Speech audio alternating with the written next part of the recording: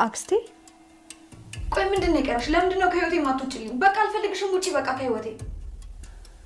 የምን ካርታ ነው? ባለፈውም እኮ ነግሬሽ ነበረ። ካርታው እኔ ጋር ነው ያለው። ምንድነው የምትይው? እዚስ በፋይል ዶክመንት አስቀምጬ ነበር፣ አይተሽዋል? አንቺ ከሌለሽ እኮ መኝታ ክፍልሽ አልገባም። ወይኔ ጉዴ! እና ሹቄ ማን ወሰደው? ምናልባት እኮ ባቡሬ ለጥንቃቄ ብሎ ቦታውን ቀይሮት ሊሆን ይችላል። ምን ያስቃል? እንዴት አልስቅም ለልዬ። ባቡሬ እኮ ሆን ብሎ ያንቺን ስሜት ለማወቅ ነው እንጂ እውነቱን እንደዛ የሚያደርግ አይመስለኝም። ብያለሁ። ተላቀ ምንሽን ታመሽ ነው? ልቤን በቤት ነገር ሳላደርግ ቀጥልሽ ነይ እንጂ። አረ ዶክተር ልቀቀኝ። ቤዛ ማለት ነው። ነይ እባካችሁን ተውኝ። እኔ ምንም አላውቅም አልኳችሁ። እባካችሁ ልሂድበት አልሄድም። ይቅርታ ዶክተር።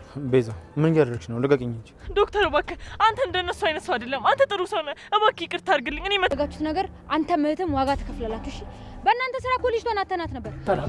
አባባ ልጅ እኮ ግን የሚታዘንለት አይደለም። አይ ሴቶች ሰው ከጠመዳ ምንድነው አነጋገሩሽ ሁሉ? ምን ሆነ ፋዘር? ቆይ አንቺ ማን ነሽ? ወይኔ ኡፍ ፋዘር አዩ አይደለ ትመስላለች እቺ አዙሪት። ምን እንዳልከው አንተ? ምንም ኩኩሻ እኔ ነው ፈረጋው ኪንጎ ስራ ነው። ይሄን የጓደኛ አክልሽ የተማረ የተመራመረ እኮ ነው። ነገር ግን ማንን ነው የምታገባው? አንድ ሚስቴ ነው። ማናት ሚስት? በጣም የምታምር ልዕልት የመሰለች ከሳ አግኝቻለሁ። ለካ አንቺ አለበት። ምን እንደምናደርግ አላውቅም። ብቻ ንብረቶቻችን እንዳለ አደጋ ላይ ነው ያሉት። ቆይ እሷ ባለትዳር ነች። የዛሬ ሳምንት ሙሽራ የምትሆን ሴት ነች። አዎ ሰላም ጤና ይስጥልኝ። ክብራንና ክብራን ቻናል ቤተሰቦች ሰላማችሁ ይዛ በዓለም ዳርቻ ያላችሁ ወገኖች በሞላ ቤዛ ለማምለጥ ሞክራ ነበረ። ታዲያ ዶክተሩም እንደምንም ሮጦ ይይዛታል። ነገር ግን ከእንጀራው ሊያመልጥ ችሏል። ቤዛ ዶክተሩን ትለምነዋለች። እኔ ሆነ ብዬ አይደለም በማለት እግሩን ይዛም ልመና እየለመነች ነበረ። ታዲያ እኔ ያን ሁሉ ነገር አድርጌልሽ እንዴት በእኔ ላይ ይሄን ታደርጊያለሽ? በማለት ዶክተሩም አራራላትም፣ አሳልፎ ለፖሊስ ሰጥቷታል። እሱም ሲጠይቃት ምንም እንደማታውቅ ሆና ከእስር ቤት ተወርውራለች። የቤት ካርታዋና ንብረቷ አደጋ ላይ ነው ያለው። ታዲያ ቀደም ብላ አክስቷ ደውላ ለምንድነው የቤት ካርታውን ሰጠሽው ብላ ስትጠይቃት አክስቴ ከኔ ራቂ በማለት ነበር ስልኩን የዘጋችው። ዛሬ ላይ ደግማ ስትደውልላት ግን ካርታውን እና ንብረቷ በሞላ አደጋ ላይ እንደሆነ ተነግሯታል። ታዲያ ካርታውንም ካስቀመጠችበት ቦታ ስትፈልገው ልታገኘው አልቻለችም። ባቡሬም ጋር ደውላ ጠይቀው አላገኘችውም። እሱም ቢሆን አላየውም ነው ያላት። ታዲያ አንድ ነገር ቀደም ብላ አክስቷ ካርታ በእጄ ነው ስትላት አደጋ ላይ እንደሆነ ስትነግራት አላገናዘበችው ነበረ። ካጠገቧም ያሉት ሁሉም ድጋሜ ልታስፈራራሽ ነው በማለት ነበረ ባቡሬም ያላት። ነገር ግን እውነት እንደተናገረች አላወቀችም ነበር። ካርታዋንም ዞር ብላ አላየችውም ነበር ንብረቷን። አሁን ላይ ግን አደይም ቢኮን በድንጋጤ ላይ ነው። ሁለቱም ተፋጠዋል። ወይዘሮ ታለም ጋር ሁሉንም ነገር ስለ ሰርጋቸው ተወያይተዋል። ታዲያ የዴቭ ቤተሰቦች ግን ፈቃደኛ የሆኑ አይመስለኝም። ምክንያቱም እናቱን ብትሆን ገና አልተነገራትም። ታዲያ አደይም ብትሆን ቤተሰቦቿን የምትነግረው ካገባች በኋላ ለእናቷ እንደምታሳምናት እየተናገረች ነበረ ለወይዘሮ ታለም። ምክንያቱም ዴቭን አልፈቀደችልኝም እንዳታገቢ ብላኛለች በማለት ነግራለች። ታዲያ አሁን ላይ በራሷ ፍቃድ አግብታ ሁኔታውን ለመናገር ወስናለች። እናቷ ደግሞ እኔ ቆሜ እሱን አታገቢም ብለው ማስጠንቀቂያ ሰጥተዋት ነበረ። አደይ ብታገባው ቅራኔ ሊፈጠራል በማለት የአደይ እናትም ፍራቻ ውስጥ ናቸው። ይህንን አደይ ታዲያ ምንም ያሞቀችው ነገር የለም። ዋጋ ተመልሳለች። ታዲያ ወይዘሮ ታለምም እንደ እናት ሆና እያንከባከበች ነው የያዘቻት። እዛ መሆኗ ደስተኛ ባለመሆኗ ወደዚህ መታለች። የእንጀራ እናቷ ብዙም የምትወዳት አይመስለኝም። አባቷ ግን አብራ እንድትቆይ ጠይቋት ነበረ። እሷ ግን ፈቃደኛ ሳትሆን ተመልሳ መታለች።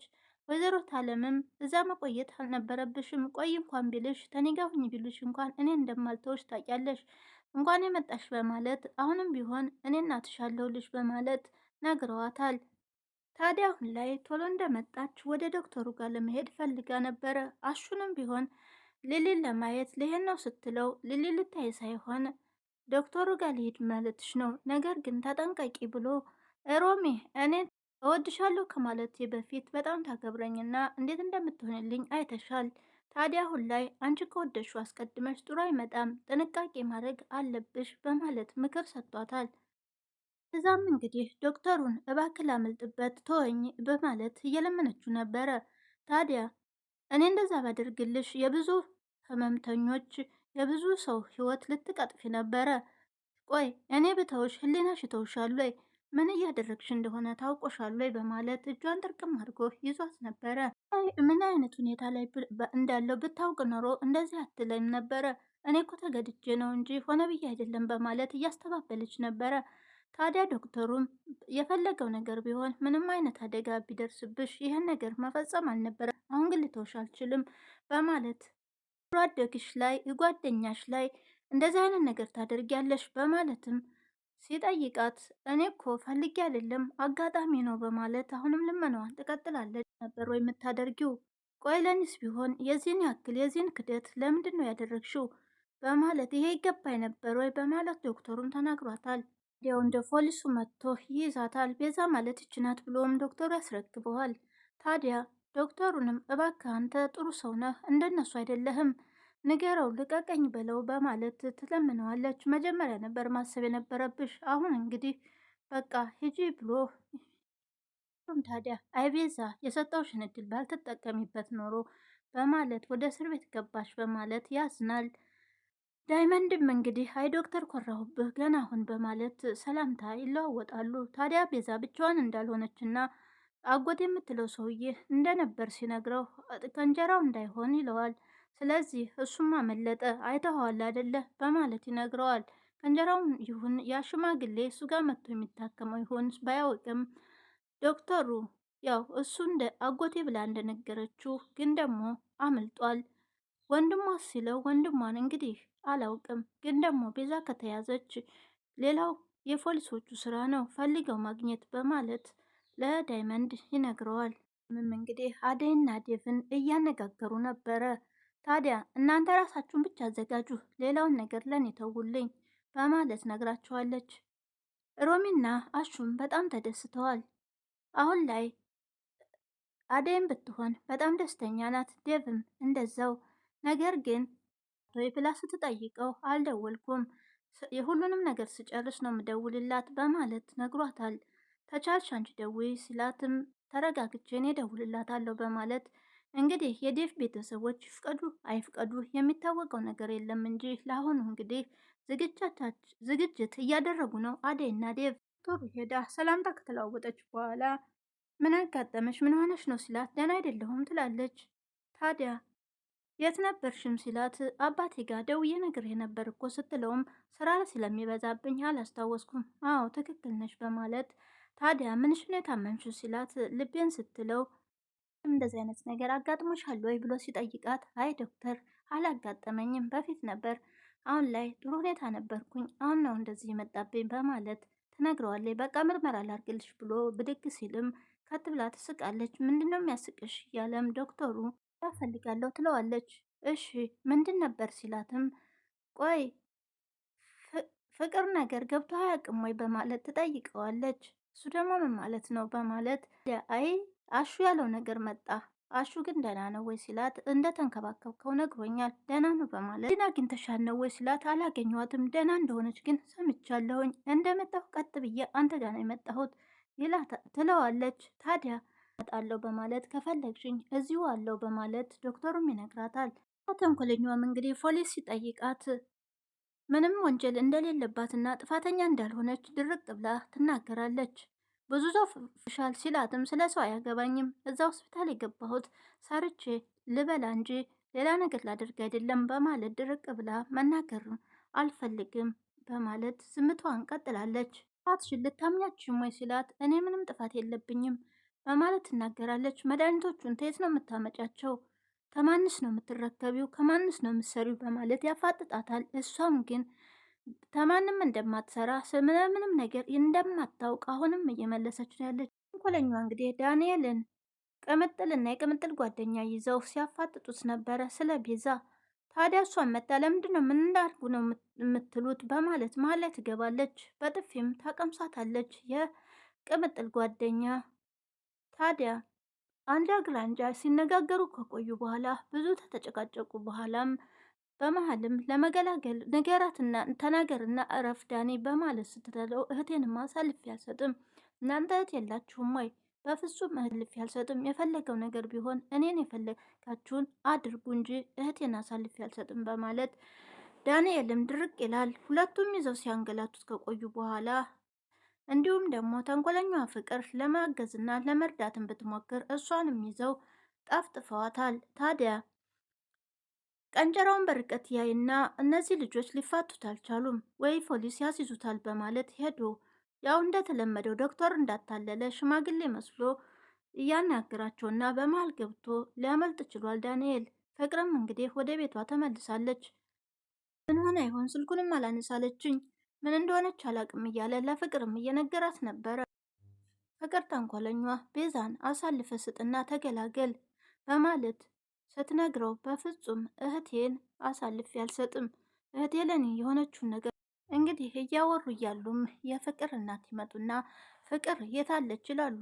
ወደ ውጭ እንደወጣች ይናገራል አሹም። ታዲያ የት ሄዳ ነው ሲሉትም እሱም የት እንደሄደች አላውቅም በማለት ይናገራል። ትምጣ እንጂ ከአሁን በኋላ የምትወጣበትን አደብ መግዛት አለባት በማለት እኔ አውቃለሁ በማለትም ወጥቼ ልፈልጋትም ሲለው ተዋት በቃ ትመጣ የለም ወይ በማለት ትተው ኪንጎ ከቤቴ ከመስሪያ ቤቱ ሴትዮ ጋር እያወራ ነበረ። ታዲያ ወደ ሚስቱ ጋር ልሄድ ናፍቃኛለች በማለት ይነግራታል። ወደ ስራ ተመለስ ብላው ይሁን አይታወቅም። ታዲያ ቅምጥል ደጋግማ ስትደውል ስልኩ ተይዟል ነው የሚለው። ከማን ጋር እያወራ ነው ይህን ሁሉ ሰዓት ስልክ የማያነሳልኝ በማለት እየተራመዱ ሳለ ኩኩ ታየዋለች። ኩኩን በርቀት አይታው ያውልሽ ስትል ታዲያ ቅምጥልም ወዲያው ትሄድና ስልኩን ስጠኝ ትለዋለች። ለምን ፈለግሽው ሲላትም ፈልጌው ስጠኝ ስትለው ስታይ ከቤቲ ጋር እያወራ ነበረ። ታዲያ በንዴት ምን ብዬ ነበር በማለት ትነግረዋለች። ምን ብለሽ ነበር? እኔ እኮ የስራ ስልክ ነው ስለ ስራ እያወራን ነበረ ከቤቲ ጋር ሲላት፣ ጭራሽ ቤቲ አሁን እኔ ያሳያታለሁ በማለት ጥላት ሄዳለች። ምንሽ ነው ስትለውም ታዲያ የስራ ነው እኮ ይሄ በማለት ለኩኩም ይነግራት። ኩኩም በበኩሏ እንግዲህ ምን እያልክ ነው? ምን እያወራህ ነው? ሄድ ይቅርታ ጠይቃት እንጂ እስካሁን በኋላ ፊቷን ጥላ ባይ ባንተ ተኒ ጋር ነው የምትጣለው በማለት ታስጠነቅቀዋል። ሄሉም እንግዲህ ወደ ውጭ ሲወጡ ዳይመንድን ያገኙታል። ታዲያ ቀደም ቤዛና ያ ሰውዬ እንዴት ሆኖ ብሎ ሲጠይቁ እስር ቤት እንደገባች ሲነግሩት ዳይመንድም ቤዛ በቃ አበቃላት ከርቸሌ ገብታለች በማለት እሱም እንዳዘነ ሆኖ እየቀለደ ነበረ። ታዲያ እያዘንክ ነው ወይ ብሎ አቤም ሲጠይቀው አረ ለምን ጋንብ አትገባም? ለእሷ ምን ማዘን ሊሊን እንዴት እንዳደረገች እናንተ አታውቁም በማለት በሊሊ የተነሳም እስር ቤት እንደገባች እየነገራቸው ነበረ። እነሱም ቤት ሊለቁ ስለነበረ ታዲያ አሁን ላይ እስር ቤት ከሆነች መልቀቅ የለብንም በማለት በረጅሙ የተነፈሳሉ። ታዲያ በቅርቡም ከጀራውና ዳኒም ይታሰራሉ እንዳታስቡ በማለት ዳይመንድም ይነግራቸዋል። ታዲያ ሊሊ ጋር ሊሄዱ ያሰቡትም ሰብሰብ ብለን አንድ ቀን እንሄድ በማለት ይመካከራሉ። ዶክተርም እንግዲህ ዴቭን ስትሸኝ እና አደይ ሲሸኛኙ አይቷል። በመኪና እየሄደ ነበረ። ታዲያ በርቀትም እያያቸው በቃ ወሰንሽ ማለት ነው አደይ በማለት በልቡ እያሰባትን የሚያፈቅራትን በርቀት እያያት ነበረ። ስልክም ሲደወልለት ያን ስለ አደይ የነገረው ሰውዬ አደይን ዛሬ አግኝተሃለች ሲለው በቃ ስለ አደይ ሁለተኛ እንዳታነሳብኝ በቃ እሷ የሰው ናት ልታገባ ነው በማለት ይነግረዋል። በጣም በማዘንም ነው ያለው። ወዲያው ታዲያ ዶክተሩ ይህን ነገር እንዳረግ ነው የገፋፋኝ፣ ስለዚህ እሱን ማመስገን አለብኝ በማለት ለዴቭ አደይ ትነግረዋለች። እሱም እኔ መጀመሪያ መጥፎ ሰው መስሎ ነበር፣ ልክ ነሽ፣ ጥሩ ነው፣ ሂጂና መስግኙ በማለት ሸኝቷት ተመልሷል። ወዲያውም ታዲያ ስልክ ትደውልለታለች። አንድ በኩል ደግሞ ሊሊ ባቡሬ ፍቅረኛን አስተዋውቅሻለሁ ስላለች ለእናቷ በጣም ከፍቷት ወደ ቤት ትመጣለች። ታዲያ እኔ እዚህ ቁጭ ብዬ ባቡሬ ሊያገባ ነው በማለት ለአደይም ትነግራታለች። አደይ ደግሞ እየሳቀች አይ ሊሊ አንቺ አልገባሽም፣ አንቺን ትቶ ማንንም አያገባም፣ ታዲያ በጎን እየነገረሽ እኮ ነው በማለት ትነግራታለች። ማለት ስትላትም አንቺን በጣም ነው የሚወድሽ፣ ስለዚህ በጎን እየነገረሽ እንጂ ሌላ ሴት አፍቅሮ አይደለም በማለት ታስረዳታለች። ሊሊም ታዲያ ካሁን በኋላ እሱን ማጣት አልፈልግም፣ በጣም ከፍቶ ነበር፣ ቀለል አለኝ አሁን በማለት ትነግራታለች። ሁሉንም ነገር ተመካክረን እናደርገዋለን አይዞሽ በማለት ሁለቱም እርስ በራሳቸው ይበረታታል። የዛን በድጋሚ ጥያቄ እየጠየቃት ነበረ። እሷም አሁን ላይ ሸምጠጥ አርጋ እኔ አላደረግኩም እያለች ነው። አደረግሽም አላደረግሽም እኔ አንቺ እንዳደረግሽው መረጃ አግኝቻለሁኝ። ነገር ግን ከማን ነው የምትሰሪው ብሎም ቢያፋጥጣት ልትናገር አልቻለችም። እኔ ከማን ጋር አልሰራም በማለት ለፖሊሱም ትናገራለች። ፖሊሱም በንዴት እንግዲህ ወደ ማረፊያ ቤት ይዟት ይሄዳል። ጅናሉልስ ማን የሚቀበልሽ በማለት ሲጠይቃትም እኔ ከማንም አልሰራም በማለት አሁንም ሽምጥጥ ታደርጋለች። እድሜ ልክሽን መበስበሻ አምሮሻል ማለት ነው በማለትም ነበር የወሰዳት። በመጨረሻም ሊሊ ስልክ ይደወልላታል። አክስቷ ነበረች። አክስታዬ ትላለች ለምን አትደውይም? ከህይወቴ ውጪ አላልኩሽም ወይ? እኔም አልደርስበሽ አትድረሽኝ አላልኩሽም ወይ? በማለት ስትጠይቃት ካርታውን እጇ ላይ እንደሌለ ትነግራታለች። የምን ካርታ? ካርታውን እኔ ጋ ነው ያለው። ምን እያልሽ ነው? ባለፈውም እኮ ነግሬሻለሁ ስትላት እንድታየው ስለነገረቻት ተነስታም ካርታውን ቁምሳጥኗ አስቀመጠችበት ውስጥ ስትፈልግ ካርታውን ልታገኘው አልቻለችም። ታዲያ አደይም ትመጣለች። አደይንም ስትጠይቃት ኧረ እኔ አላየሁም፣ አንቺ መኝታ ቤት ደግሞ አንቺ በሌለሽበት ገብቼ አላውቅም በማለት ትነግራታለች። ባቡሬንም እንግዲህ ደውላ አይተሃል ብላ ስትጠይቀው እንዳላየ ይነግራታል። ሊሊም ንብረቴና ሁሉም ነገሬ አደጋ ላይ ነው፣ ምን ማድረግ ነው የሚሻለኝ? ማን የወሰደው? በማለት በድንጋጤ ከች ብላ ቪዲዮ ያልቃል። ቀጣይ ምን ይፈጠራል? የሊሊ ቤት ይወረስ ሲሆን ቀጣዩን አብረን እናያለን። ላይክ፣ ሰብስክራይብ እንዲሁም ሸር በማድረግ አበረታቱኝ ወገኖቼ። በያላችሁበት ሰላም ሁኑልኝ። መልካም ቆይታ